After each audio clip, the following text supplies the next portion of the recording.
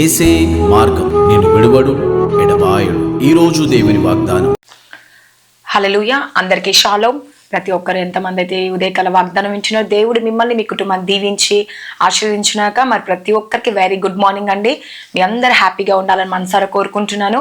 ఎంతమంది అయితే ఉదయకాల వాగ్దానం వింటున్న సిస్టర్స్ అండ్ బ్రదర్స్, ప్రతి ఒక్కరి జీవితంలో దేవుడు సంతోషాన్ని, సమాధానాన్ని, నెమ్మదిని, సంతోషాన్ని ఇవ్వాలని మనసారా కోరుకుంటా ఉన్నాను. మరి ఎంతమంది అయితే ఉదయకాల వాగ్దానము ప్రతి ఒక్కరికి షేర్ చేస్తా ఉన్నారో ప్రతి ఒక్కరికి నా హృదయపూర్వక వందనాలు చెల్లించుకుంటున్నాను. ప్రార్థించుకుందాం. స్తోత్రం పరిశుద్ధ ఆత్ముడు యేసే, ఉదయకాల వాగ్దానం ద్వారా మీరు మాట్లాడి బలపరిచి స్థిరపరచమని యేసు నామంలో అడుగుచున్నాను తండ్రి. ఆమేన్. హల్లెలూయా. మరి ఉదయకాల వాగ్దానం దేవుడు మనతో మాట్లాడేది యెషయా 1వ అధ్యాయము 19వ వచనం.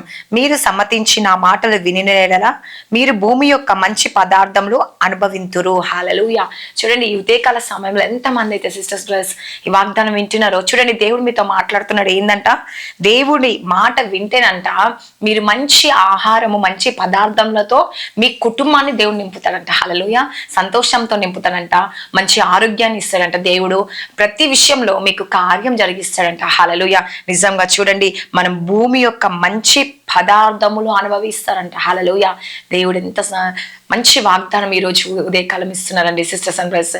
చూడండి, ప్రార్థించుకోండి. మీ జీవితంలో మీరు అనుకుంటున్నారేమో ఈరోజు నా కుటుంబంలో ఆశీర్వాదం లేదు, నా కుటుంబంలో ఇంట్లో ఏ పరిస్థితులు బాగాలేవు, ఏం లేవు అని చెప్పి నువ్వు ఈరోజు బాధపడుతున్నావా?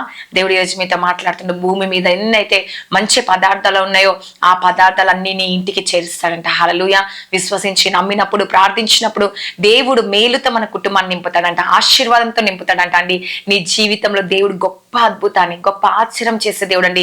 నీకున్న కష్టము, నీకున్న బాధ, నీకున్న వేదన అన్నిటి నుంచి విడిపించే దేవుడు. ఈ ఉదయకాల సమయంలో ఎంతమంది సిస్టర్స్ హృదయ వేదన కలిగి ఉన్నావేమో, నా పిల్లలకి మంచి పదార్థాలు నేను పెట్టలేకపోతున్నాను, ఆహారం ఇవ్వలేకపోతున్నాను, నా పరిస్థితి ఇలా ఉంది, నా బ్రతికి ఇలా ఉంది అని చెప్పేసి ఎంతమంది సిస్టర్స్ అండ్ బ్రదర్స్ బాధపడుతున్నారు. ఈ రోజు దేవుడు ఏమంటారు, భూమి మీద ఏ మంచి పదార్థాలు ఉన్నాయో అవన్నీ దేవుడు నీ ఇంటికి చేరుస్తాడంట అండి. హల్లెలూయా.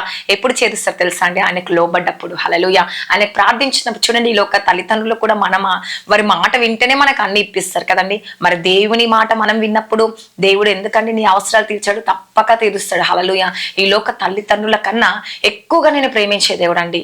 ఈ లోకంలో ఎవరు నేను పూర్తిగా పోతుండొచ్చు, కానీ ఆ దేవాది దేవుడిని పూర్తిగా కదండి, మనసు పూర్తిగా నిన్ను ప్రేమించే దేవుడు, నీ అవసరాలు తీర్చే దేవుడు. ఈరోజు ప్రతి తల్లిదండ్రులైనా మనమేమనుకుంటాం, మన పిల్లలకి మంచి పదార్థాలు ఇవ్వాలి, మంచి ఆహారం ఇవ్వాలి, లేకపోతే మంచి ఒక ఉన్నత పొజిషన్ లో ఉంచాలి, లేకపోతే మంచి ఒక స్టేజ్ లో ఉండాలి, నా పిల్లల మంచి అబ్రోడ్కి వెళ్ళాలి, మరి మంచిగా ఒక పొజిషన్ లో ఉండాలి, వారిని ఉన్నత స్థాయిలో పెంచాలని మీరే ఈ లోక తల్లిదండ్రులు అంతగా ఆలోచిస్తే, నిన్ను సృష్టించిన దేవుడు, నిన్ను ప్రేమించే దేవుడు, నీ అవసరాలు తీర్చే దేవుడు ఇంకెంతగా ఆలోచిస్తారో ఆలోచించారండి ఎప్పుడైనా? నీ పట్ల గొప్ప ప్రణాళిక కలిగి ఉన్నాడంట. హల్లెలూయా. అందుకే మీరు ఎవరి మాట వినాలంట అండి? దేవుని మాట వినాలి. దేవుని మాటకు మీరు సమ్మతించాలండి. అంతే, దేవుడు కార్యం చేస్తాడని నమ్మాలంట. అప్పుడే దేవుడు మీ పట్ల ఏం చేయబోతుండో, గొప్ప ఆశీర్వాదాన్ని ఇవ్వబోతుండు. నీ కుటుంబం నిండైన ఆశీర్వాదంతో నింపబోతుండండి. హల్లెలూయా. కాబట్టి ఎంతమంది ఉదయకాల వాగ్దానం ఉంటుంది సిస్టర్స్ అండ్ బ్రదర్స్, ప్రతి ఒక్కరి జీవితంలో దేవుడు అనేక మేలులతో నింపాలని ఈ వాగ్దానం దేవుడు దీవించి ఆశించునుగా. ఆమేన్. ప్రార్థించుకుందాం. స్తోత్రం పరిశుద్ధ ఆత్మ యేసుప్రభా, నిజముగా ప్రతి ఒక్కరికి సమ్మతించాలి, నీ మాటకు లోబడాలి యేసుప్రభా.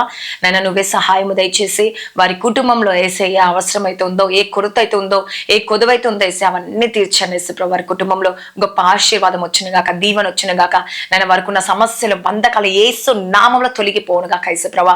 చీకటి శక్తులు, అంధకార శక్తులను చూపించాను యేసయ్యా.